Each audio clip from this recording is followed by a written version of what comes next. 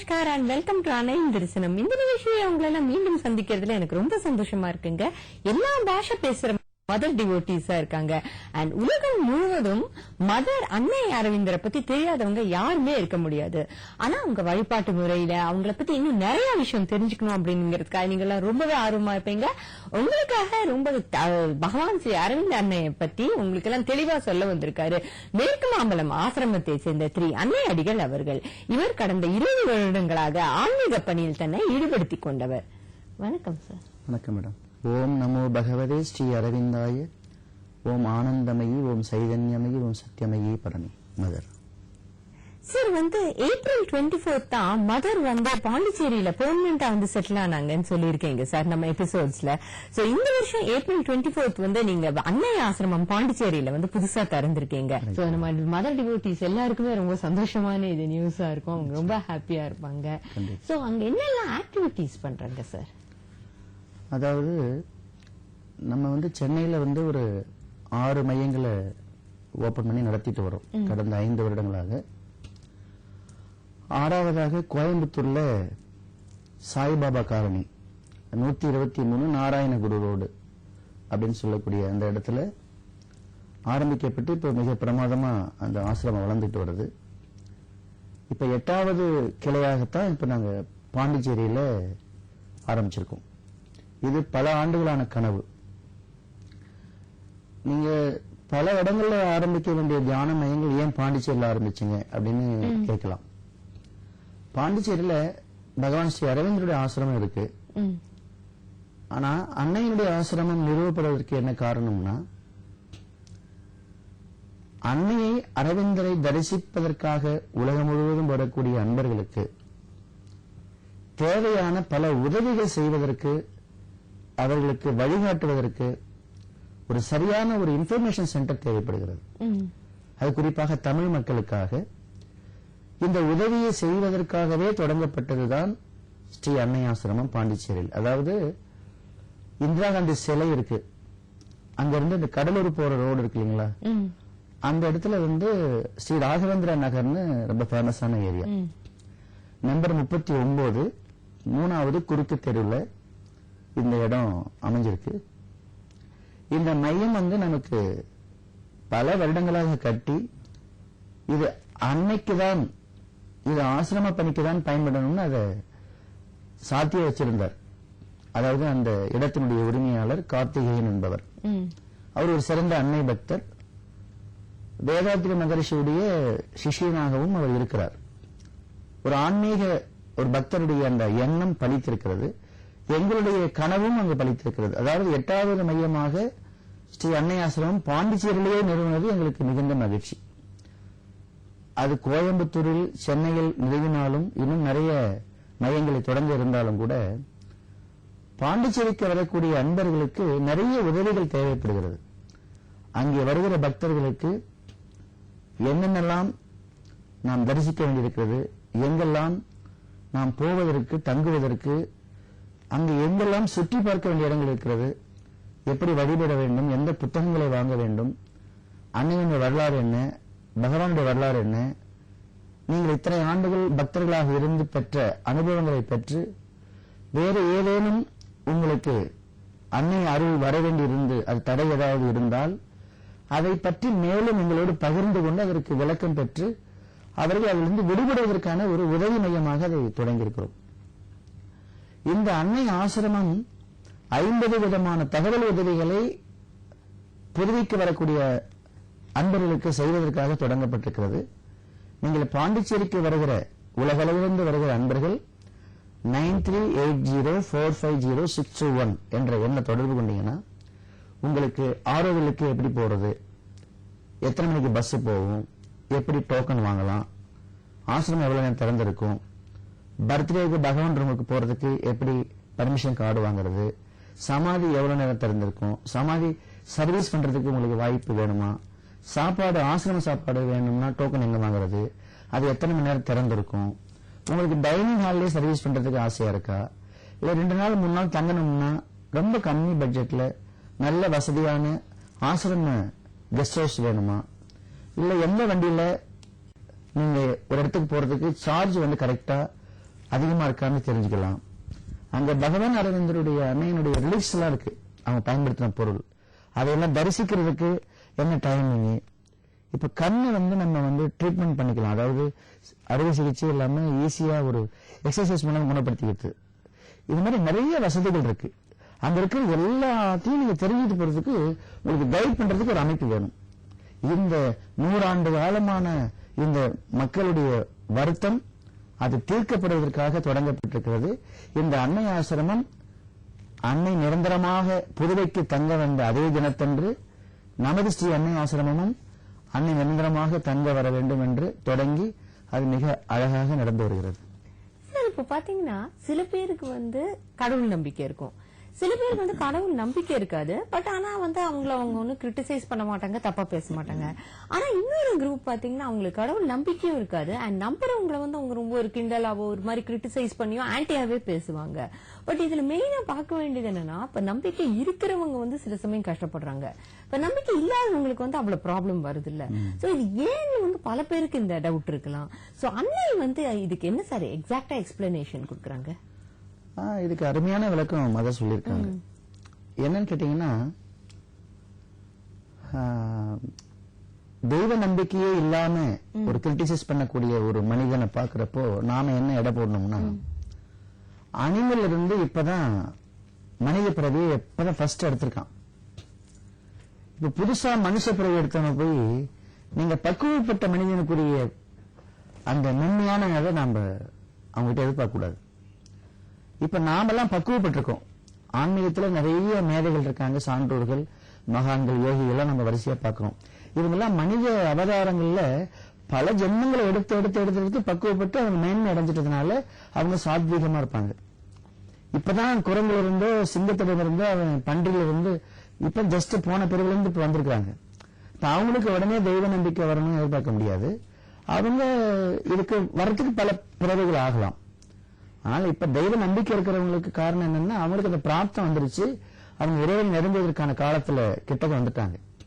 அதே நேரத்துல தெய்வ நம்பிக்கை அதிகமா இருந்தும் கூட ஏன் எனக்கு இவ்வளவு தர்ம சங்கடங்கள், என்னால ஒரு விடுபட முடியாத, தப்பிக்க முடியாத, என்னால் கண்டுபிடிக்க இயலாத ஒரு கஷ்டத்துல இருக்கிறேனே, என்ன பண்றதுன்னு ஒரு புரியாததை பார்த்து அவங்களும் வருத்தப்படுறாங்க, மற்றவங்களும் அதை கேள்வி செய்யறாங்க.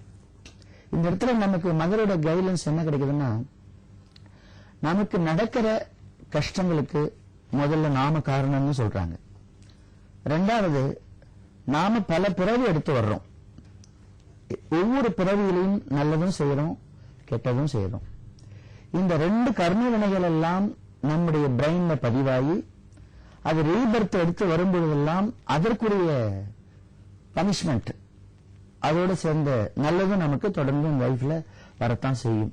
இன்னும் தொடர்ந்து பேசலாம் சார். பட் அதுக்கு முன்னாடி நம்ம அன்னையின் தரிசனம் நிகழ்ச்சியில ஒரு short break.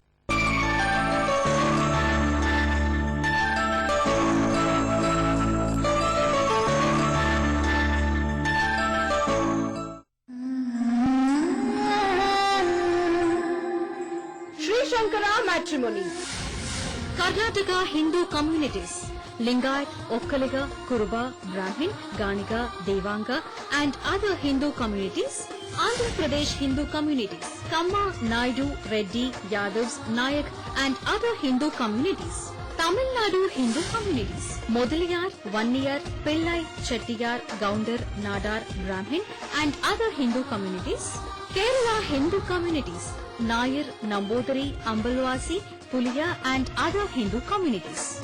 To have a free membership, log on to www.srishankaramatrimony.com. ಅಕ್ಷಯ ತದಿಗೆಯ ವಿಶೇಷ ಕಾರ್ಯಕ್ರಮಗಳು ನಿಮ್ಮ ಶ್ರೀಶಂಕರ ವಾಹಿನಿಯಲ್ಲಿ. ಐಶ್ವರ್ಯ ಲಕ್ಷ್ಮಿಯ ದರ್ಶನ ಶ್ರೀ ವರಲಕ್ಷ್ಮಿ ಬೆಳಿಗ್ಗೆ 5ಕ್ಕೆ, ಶ್ರೀ ಕರಗ ಮಹಾಲಕ್ಷ್ಮಿ ವಿಶೇಷ ಸುಪ್ರಭಾತಂ ಬೆಳಿಗ್ಗೆ 6:30ಕ್ಕೆ. ಅಕ್ಷಯ ತೃತೀಯಕ್ಕೆ ಯಾವ ಯಾವ ರಾಶಿಗೆ ಏನೇನು ಫಲ, ಅಕ್ಷಯ ಭವಿಷ್ಯ ಬೆಳಿಗ್ಗೆ 8:30ಕ್ಕೆ. ಅಕ್ಷಯ ತೃತೀಯಕ್ಕೆ ವಿಶೇಷ ಪೂಜೆ, ಅರಿಶಿನ ಗೌರಿ ಪೂಜೆ ಬೆಳಿಗ್ಗೆ 10ಕ್ಕೆ.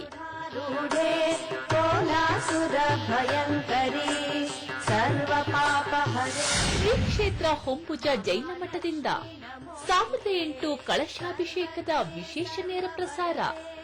ಸರ್ವದುಷ್ಟ ಭಯಂಕರಿ ಸರ್ವ ದುಃಖ ಹರೇ ಶ್ರೀ ಕನಕ ಮಹಾಲಕ್ಷ್ಮಿ ವಿಶೇಷ ಸಹಸ್ರನಾಮಂ ಸಂಜೆ 5:30ಕ್ಕೆ. ಪ್ರದೇ ದೇವಿ ಭುಕ್ತಿ.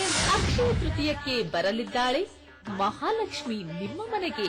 ಅಕ್ಷಯ ತರಿಗೆಯ ವಿಶೇಷ, ಒಂದು ಉತ್ತರ ಹಲವಾರು ಬಹುಮಾನ. ಸರಳ ಪ್ರಶ್ನೆಗೆ ಉತ್ತರಿಸಿದ ವಿಜೇತರು ಅಕ್ಷಯ ತೃತೀಯ ಕ್ವಿಜ್ ಲೈವ್ ರಾತ್ರಿ 7ಕ್ಕೆ.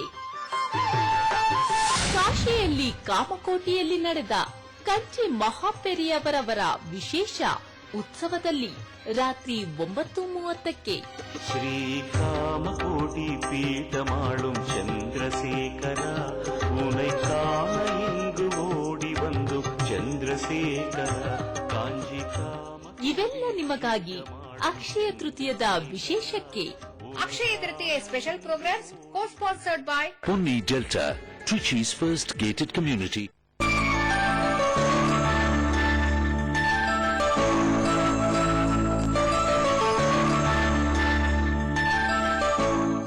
வெல்கம் பேக் அன்னையின் தரிசனம் ஆஃப்டர் தி பிரேக். அப்ப பக்தியில நம்ம நெருங்கி இருக்கிறதுக்கு காரணமே என்னன்னா, இந்த பக்குவத்தோடு இந்த ஆன்மீக நம்முடைய அறிவும் உதவியா இருக்கு. எப்படி உதவியா இருக்குன்னா, நடக்கிற கஷ்டங்கள் எல்லாம் இறைவன் கொடுக்கிறது.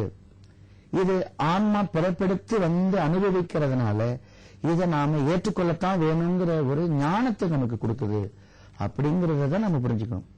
நமக்கு கஷ்டம் வந்துருச்சேன்னு நினைச்சோ, இல்ல இருக்கிற சூழ்நிலை நினைச்சியோ, இந்த பக்தியிலையும் நமக்கு இப்படி சோதிக்குதேன்னு நினைச்சு நம்ம வருத்தப்படக்கூடாது. இப்ப இந்த வருத்தப்படுறதுக்கு பதிலா மதர் சொல்றது என்னன்னா, நீ இந்த பிறவியில இந்த அனுபவத்தை பெற வேண்டும் என்று நீ வரமாக கேட்டு வந்ததால் நீ அதை எக்ஸ்பீரியன்ஸ் பண்றேன்னு சொல்றாங்க. நாம அனுபவிக்கிறோம் சொல்றோம், கஷ்டப்படுறோம் சொல்றோம். அன்னை சொல்றாங்க அதை எக்ஸ்பீரியன்ஸ் பண்றது அப்படின்னு எடுத்துக்கோ சொல்றாங்க. அப்ப யார் எக்ஸ்பீரியன்ஸ் பண்றா? நமக்குள்ள இருக்கிற ஆன்மா. அப்ப அந்த ஆன்மா எங்க இருந்து வந்தது? பரம்பொருளிடமிருந்து வந்தது. அப்ப பரம்பொருளிடமிருந்து வந்த ஒரு துளி அந்த உள்ளே இருக்கிற ஆன்மா இந்த பிறவியை எடுத்து இதை அனுபவிக்க வந்ததை நாம் கஷ்டம் என்று கருதுகிறோம். அது கஷ்டம் என்று கருதாமல் இந்த அனுபவத்தை நீங்கள் அனுபவிக்கும் பொழுது, நீங்கள் அன்னையிடம் சொல்லுகிற பொழுது அன்னை சொல்லுகிற பதில், இந்த அனுபவம் எனக்கு வலிக்காமல், எனக்கு அதை தாங்கிக் கொள்ளும் ஆற்றலோடு, இந்த அனுபவத்தில் எனக்கு மேன்மையை தரும்படியாக என்னோடு இருந்து எனக்கு உதவி செய்ய என்று இறைவனிடம் நீ மன்றாடினால், அந்த இறைவன் உன்னை தாங்கி அந்த வலி இல்லாமல் அந்த அனுபவத்தையும் பக்குவத்தையும் கொடுத்து உன்னை மேம்படுத்தி விடுவான் என்று அன்னை சொல்லுகிறார். அன்னையினுடைய அருமையான இந்த வாக்கியத்தை நல்லா கவனிக்கணும். விதி என்பது எழுதப்பட்டிருக்கலாம், அது கடந்த பிறவியினுடைய கர்ம வினையாக இருக்கலாம், அதை மாற்றும் வல்லமை உன்னிடம் இருக்கிறது. எப்படி? உயர்ந்த குணங்களால், அதாவது ஆட்டிடியூட்னு சொல்றோம். இந்த ஆட்டிடியூடு மூலமா மாற்ற முடியுங்கிறாங்க. இரண்டாவது வார்த்தை கான்சியஸ். நாம் பல தவறுகள் செய்திருக்கிறோம், அதில் பல அனுபவம் கிடைத்திருக்கிறது, அதில் பக்குவம் வந்திருக்க வேண்டும். பக்குவம் வந்த பிறகும் மீண்டும் அதே தவறை செய்யாதிருக்கிற கான்சியஸ் உனக்கு வருமானால் உனக்கு கர்மம் தொடராது. இந்த தெய்வ பக்தியிலும் இந்த ஆன்மீக நாட்டத்தினாலும் நீ மேற்கொள்ளுகிற எல்லா காலத்திலேயும் உன் வாழ்க்கையை தொடர்ந்து இந்த வழிகள் தடுக்கப்படுவதற்கு மிக சிறந்த ஒரு உபகரணம் எதுவென்றால், நீ விழிப்போடு இரு. எதை செய்தாலும் அதை இறைவனிடம் சொல்லிவிட்டு செய். எதை செய்தாலும் அதை இறைவன் உன்னை கவனித்துக் கொண்டிருப்பதாக நினைத்து செய். செய்துவிட்டு இறைவனிடம் ஒப்படைத்து விட்டு உன்னுடைய வேலையை செய்து முடித்து விட்டேன், உனக்கு மகிழ்ச்சியா என்று கேட்டு நீ மகிழ்ச்சி என்று சொன்ன பிறகுதான் நான் ஓய்வெடுப்பேன் என்று அவன் கருத்தை அபிப்பிராயத்தை கேட்டுக்கொண்டு விட்டு நீ விடைபெறு. இந்த உறவு உனக்கு இருக்குமானால் ஆன்மீகத்தில் உனக்கு எந்த கஷ்டமும் கவலையும் வராது. ஆனால் நம்முடைய மனப்பான்மையிலே கொஞ்சம் அஞ்ஞானம் இருக்கத்தான் செய்கிறது. அந்த அஞ்ஞானத்தை விளக்குவதற்கு அன்னை வந்தார். அன்னையை பயன்படுத்திக் கொண்டவர்கள் நாங்கள். ஆனால் பல வருடங்களாக, பல 40 ஆண்டுகள் 50 ஆண்டுகள் அனுபவசாலிகள் சொல்கிறார்கள், நானும் அன்னை பக்தர்கள் தான், ஆனால் எங்களுக்கு மட்டும் ஏன் இந்த கஷ்டம் தொடர்கிறது என்று நிறைய குறைபட்டுக் கொள்வர்கள் உண்டு. அதற்கு தனியாக விளக்கம் இருக்கிறது. கண்டிப்பா. சார் இப்ப நீங்க 59 புக்ஸ் எழுதிட்டு இருக்கேன்னு சொன்னீங்க. சோ அதுல எவ்வளவு புக்ஸ் சார் நீங்க எழுதி முடிச்சு ரிலீஸ் ஆயிருக்கு? அண்ட் இந்த புக்ஸ் படிக்கிறதால ஜனங்களுக்கு எந்த மாதிரியான நன்மைகள் வரும் சார்? புத்தகங்களை நிறைய ரிலீஸ் பண்றதுங்கிறது ஒரு சர்வசாதாரண விஷயம். அவங்க எழுதணும்னு அவசியம் இல்லை, பேர் அவங்க பேர் போட்டுக்கலாம். இப்போ நாங்க வெளியிடுற புக் அப்படின்னா, இப்போ அருளும் செல்வமும் அப்படின்னு ஒரு புத்தகம் ரிலீஸ் பண்ணிருக்கோம். பாத்தீங்கன்னா இந்த அருளும் செல்வம்ங்கிற புத்தகத்தை பாத்தீங்கன்னா, இதை நீங்க படிச்சீங்கன்னா உங்களோட கர்மா எல்லாம் போயிடும். அதுல என்ன சொல்லிருக்கோம்னா, அருள்னா என்ன, அது எப்படி வரும், அதோட சேர்ந்து செல்வம் எப்படி வரும், செல்வம் வர்றதுக்கு நாம எப்படி தடையா இருக்கோம், இதெல்லாம் அழகா எக்ஸ்பிளைன் பண்ணிருக்கோம். இப்ப அன்னை அன்பர்கள்னு சொல்லிப்பாங்க, இல்ல வேற எந்த மார்க்கத்துல பக்தியா உயர்வாக இருப்பாங்க. ஆனா வறுமை இருக்கும், வர்ற பணம் எல்லாம் செலவாயிட்டே இருக்கும், பண கஷ்டம் இருக்கும். இதுக்கெல்லாம் பேசிக் என்னன்னு கேட்டீங்கன்னா, அவங்களுடைய வீட்டுக்குள்ளார மகாலட்சுமி வாசம் செய்ய முடியாது, அந்த ஆன்மீக சாநித்தியம் இருக்காது, அருளோட வருகைக்கு தடையாக அங்க தரித்திரம் குடியிருக்கும். இந்த இடத்தை நாங்க சுத்தம் பண்ணுங்க, பொருள்களை அழகா அடுக்கி வைங்க, அந்த வீட்டுக்குள்ளார தேவையில்லாத பொருளை எடுத்துருங்க, தேவையானதை மட்டும் எடுத்து ரிப்பேர் பண்ணி வைங்க, பொருள்களை அலட்சியப்படுத்தாதீங்க.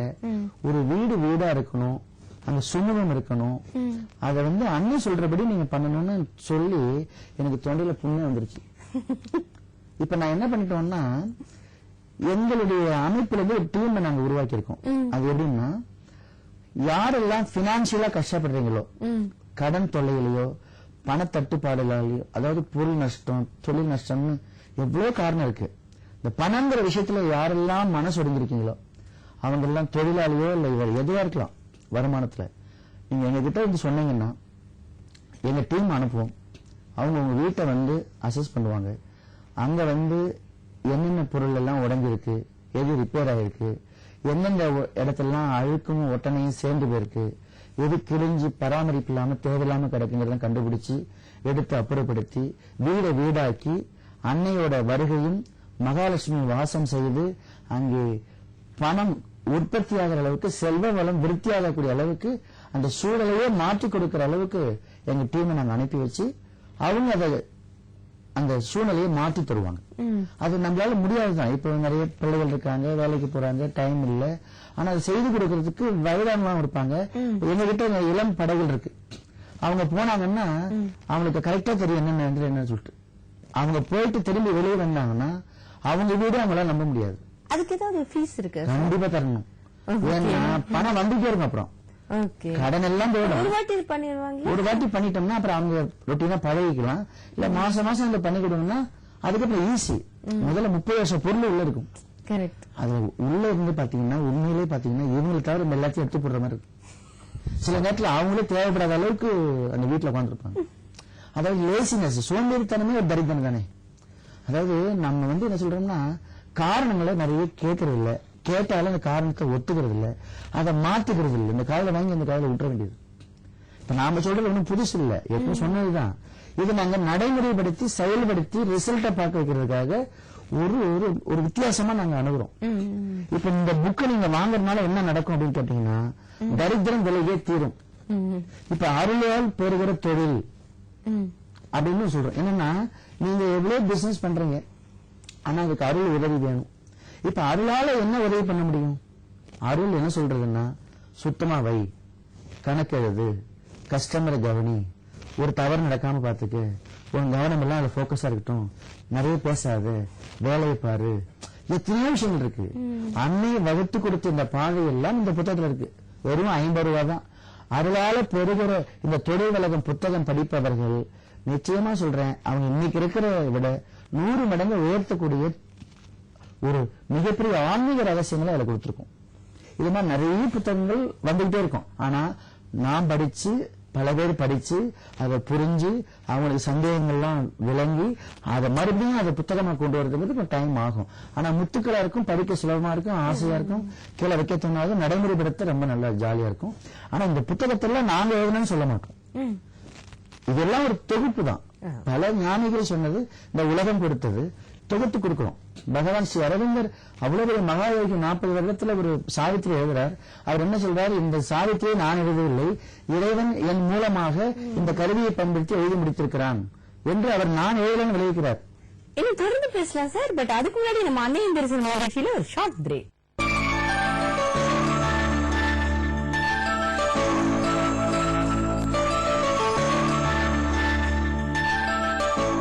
Sri Shankara TV launches in new vertical, Sri Shankara Matrimony, the only divine Hindu matrimony.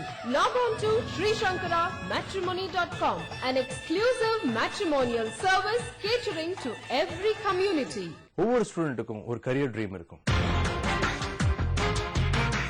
அந்த கரியர் ட்ரீம் எப்படி அச்சீவ் பண்ண போறோம்ன்றது தான் ரொம்ப முக்கியம். அதுக்கான கரெக்டான பாத் தெரிஞ்சுக்க எல்லாருக்குமே ரொம்ப ஆர்வமா தான் இருக்கும். இன்னைக்கு இருக்கிற வேரியஸ் எஜுகேஷன் ஆப்ஷன்ஸ்ல எந்த மாதிரியான கோர்ஸ் சூஸ் பண்ணலான்றது உங்களுக்கு மட்டும் இல்ல, உங்க பேரண்ட்ஸ்க்கும் ரொம்ப சேலஞ்சிங்கா தான் இருக்கும். இது சம்பந்தமான எல்லா கேள்விகளுக்கும் நாங்கள் விடையளிக்கிறோம். ಕಾಂಚೀಪುರಂನ ಶ್ರೀ ಚಂದ್ರಶೇಖರೇಂದ್ರ ಸರಸ್ವತಿ ವಿಶ್ವ ಮಹಾವಿದ್ಯಾಲಯ ಯೂನಿವರ್ಸಿಟಿಯ ಅರ್ಪಿಸುವ ಟರ್ನಿಂಗ್ ಪಾಯಿಂಟ್ ಫಾರ್ ಸ್ಟೂಡೆಂಟ್ಸ್ ನೇರ ಪ್ರಸಾರ ಪ್ರತಿ ಸೋಮವಾರ ಮಧ್ಯಾಹ್ನ 3:30ಕ್ಕೆ ನಿಮ್ಮ ಶ್ರೀಶಂಕರ ವಾಹಿನಿಯಲ್ಲಿ ಇಂಡಿಯನ್ ಸಿನಿಮಾ 100 ಇಯರ್ಸ್ ವಿಶೇಷ ಕಾರ್ಯಕ್ರಮ.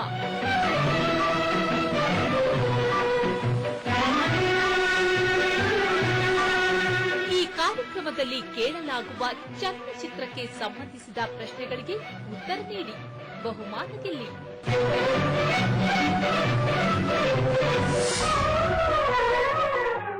ಮಂಗಳವಾರದಿಂದ ಶನಿವಾರದವರೆಗೆ ನೇರ ಪ್ರಸಾರದಲ್ಲಿ. 100 years of Indian cinema, co-sponsored by Savitri Photo House, number 1 Deshabandhu Street near Bus Stand Road, Ramnagar. Gift courtesy extended by Praveen Jewels, Bangalore.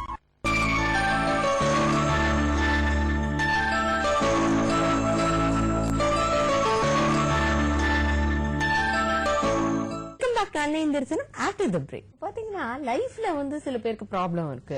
ஆனா பாத்தீங்கன்னா பிரச்சனையே வாழ்க்கையா சில பேருக்கு இருக்கு. அண்ட் அந்த பிரச்சனைக்கு வந்து அவங்க எந்த விதத்திலயும் காரணமா இருக்க மாட்டாங்க. அது எதனால, நம்மளாலயா, ஒரு சில ப்ராப்ளம் வந்து நம்மளால ஜட்ஜ் பண்ண முடியும் இதனாலதானு. பட் அவங்களால ஒரு ஜட்ஜே பண்ண முடியாத அளவுக்கு பிரச்சனை இருக்கு சார். ஆனாலும் பாத்தீங்கன்னா அவங்களுக்கு அந்த பிரச்சனை வந்துட்டே இருக்கும். இந்த பிரச்சனை ஏன் வருதுங்கிற ஒரு கேள்வியே அவங்களுக்கு, அந்த கேள்விக்கு வந்து பதிலே தெரியாது. இது வந்து அண்ணன் எப்படி சார் அணுகுறாங்க? அவன் பிரச்சனைக்கு அவன் மட்டுமே காரணங்கிறாரு. வேறு யாரும் காரணமே சொல்ல முடியாது. முதல்ல பகவான் சொன்ன கருத்து. அன்னை சொன்ன கருத்து என்னன்னா, தன் தவறை உணர்ந்தால் தன் குறை விலகிடும் சொல்றாங்க. சரி, இப்ப நம்ம ஒண்ணுமே பண்ணிருக்க மாட்டோம்.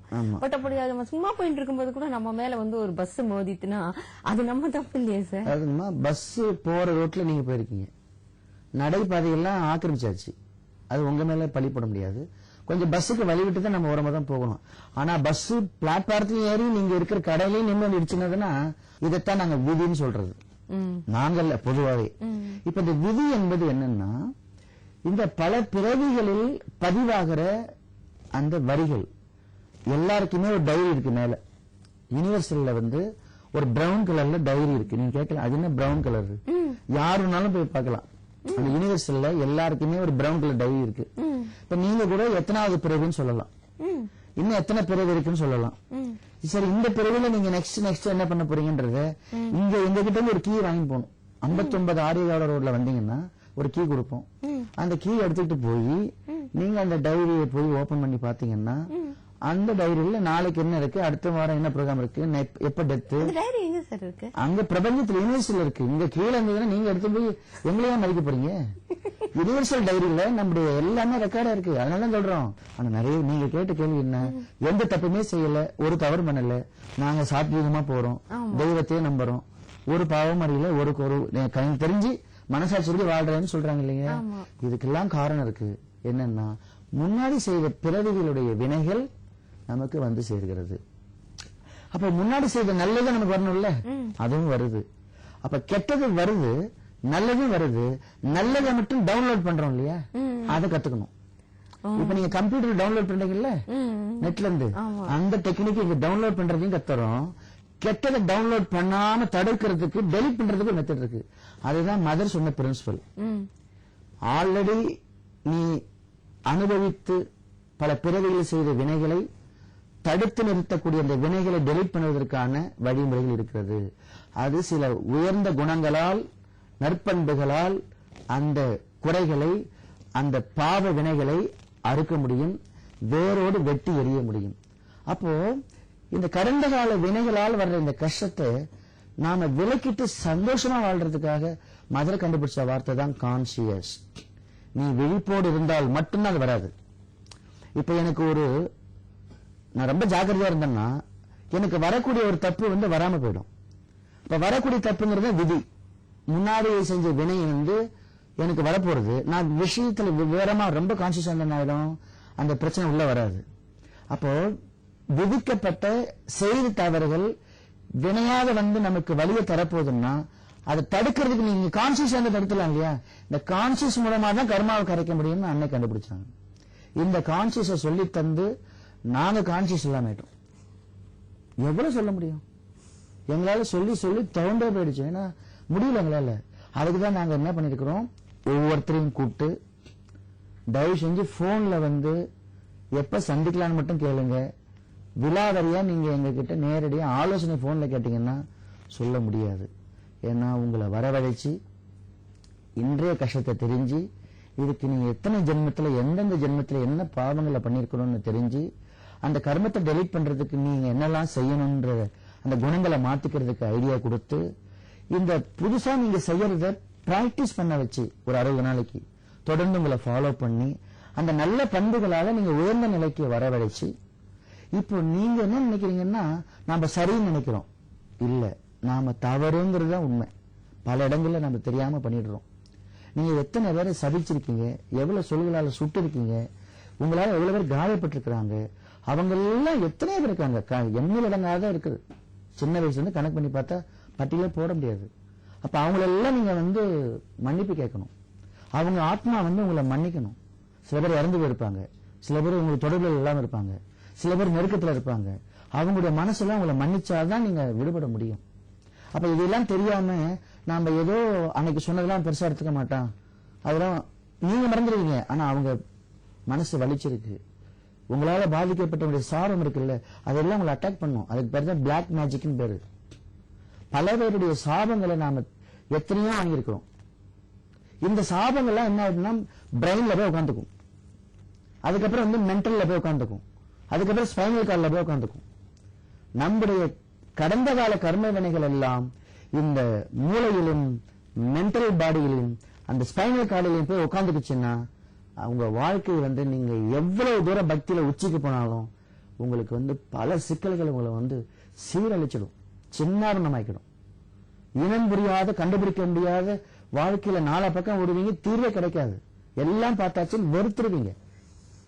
இப்படி ஒரு நிலைமையில கொண்டு போய் உங்களை விடும்போது என்ன ஆகுதுன்னா ஆன்மீகமே வெறுத்து போயிடுது. ஆனா உண்மை ரீசன் என்ன? நம்முடைய வாழ்க்கையில் நமக்கு பதிவாகி இருக்கிற வினைகளை கண்டுபிடிக்கணும். அந்த வினையை நம்ம வெட்டி எறியறதுக்கு வழியை கண்டுபிடிக்கணும். ஸ்பைனல் கார்டுல மட்டும் அந்த வினை பண்ணி உட்கார்ந்துருச்சுன்னா நீங்க எவ்வளவு சம்பாதிச்சாலும் அந்த ஹாஸ்பிட்டலுக்கே போயிடும். நீங்க மென்டல் பாடியில போய் அந்த கர்மா உட்கார்ந்துருச்சுன்னா நீங்க நிம்மதியாவே இருக்க முடியாது. அப்ப பிரெயின்ல பதிவான அந்த பல பதிவுகள் எல்லாம் எப்படி எடுக்கிறது? யார் எடுக்கிறது? எங்க எக்யூப்மெண்ட் இருக்கு? அப்ப நீங்க எவ்வளவு மந்திரம் சொல்ல வேண்டியிருக்கு, எவ்வளவு கோயில்களும் போக வேண்டியிருக்கு, எவ்வளவு நல்லது பண்ண வேண்டியிருக்கு. ஆமா நாங்க எல்லாம் பண்ணியாச்சுன்றீங்க. ஆமா பண்ணியாச்சு. அப்ப நீங்க அன்னை ஆசிரமத்துக்கு வந்தீங்கன்னா நாங்க சொல்லிக் கொடுப்போம். என்ன, எந்த பிறவியில என்ன கர்மம், எது இப்ப அட்டாக் பண்றது, எப்படி ரிமூவ் பண்றது, எப்படி பிரேயர் பண்றது, இதுக்கு ஒரு ஃபார்முலா இருக்கு. நீங்க தொடர்ந்து 60 நாள் பண்ணணும். அது அப்படி 60 நாள் குறைந்தபட்சம் நீங்க அந்த பிராக்டிஸ் பண்ணினாதான் இந்த வினை பயன் உங்களை விட்டு வெளியேற்றத்துக்கு வழி. உங்களை நீங்களே சுயமா பண்ணிக்கிறது. இதுக்கு எந்த விதமான, அதாவது இந்த ஏமாத்துற மாதிரியான ஒரு எந்த சிஸ்டமும் நம்ம இதுல இல்ல. உங்களை நீங்களே திருத்தி எப்படி உங்களை குணப்படுத்தி உங்களை நல்வழிப்படுத்தி மேம்படுத்தி உங்களை வாழ்க்கையை ஆனந்தமா மாத்திக்கிறதுக்குன்னு அன்னை நமக்கு வகுத்து கொடுத்திருக்காங்க. அதை சொல்லிக் கொடுக்க நம்ம ரெடியா இருக்கோம். கண்டிப்பா சார், இன்னும் தொடர்ந்து பேசலாம். பட் அதுக்கு முன்னாடி நம்ம அன்னை இந்திரசன் நிகழ்ச்சியில ஒரு ஷார்ட் பிரேக்.